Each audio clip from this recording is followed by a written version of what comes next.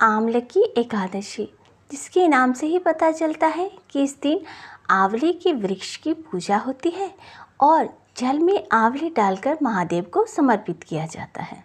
आज मैं आपको आमलकी एकादशी व्रत कथा के बारे में बताती हूँ, जिस व्रत कथा को सुनने से हजारों जन्म में किए गए पाप नष्ट होते हैं, पुण्य फल की प्राप्ति होती है और 1000 गौदान के समान पुण्य फल प्राप्त होता है।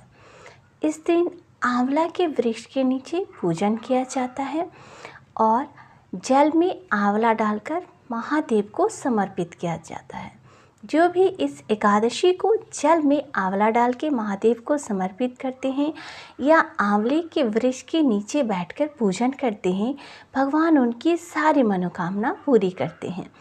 इसीलिए इस एकादशी का नाम ही आमलकी एकादशी है, जो कि बहुत ही पुण्यमय है और इसकी जो व्रत कथा है ये भी बहुत ही पुण्यमय और प्रभावशाली है।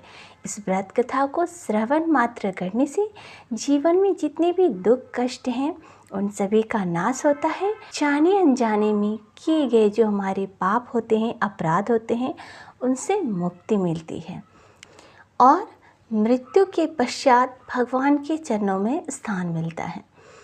तो आइए हम सब इस आमलकी एकादशी की पावन पुनीत व्रत कथा को श्रवण करें और अपने जीवन को पुण्यमय बनाएं। आमलकी एकादशी, जिसे रंग भरी एकादशी भी कहते हैं, यह फाल्गुन मास की शुक्ल पक्ष को होता है।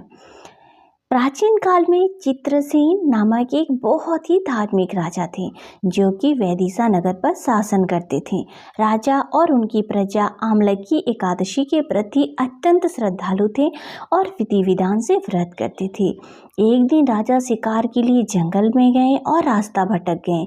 वहां डाकुओं ने उन्हें घेर लिया और उन पर हमला करने लगे। डाकुओं द्वारा फेंके गए सभी शस्त्र राजा पर फूलों के समान गिरने लगे। यह सब आमलकी एकादशी व्रत के प्रभाव से हुआ, क्योंकि वे भगवान विष्णु के प्रिय आंवले के वृक्ष की पूजा करते थे।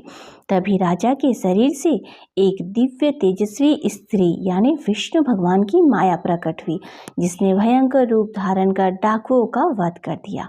जब राजा की नींद खुली तो उन्होंने डाकुओं को मृत पाया। आकाशवाणी से उन्हें ज्ञात हुआ कि भगवान विष्णु ने स्वयं आकर उनकी रक्षा की है। महर्षि वशिष्ठ कहते हैं कि जो भी इस पवित्र आमलकी एकादशी व्रत का पालन करते हैं उन्हें विष्णु लोक प्राप्त होता है। कहते हैं कि आंवले के वृक्ष में भगवान विष्णु और माता लक्ष्मी का वास होता है।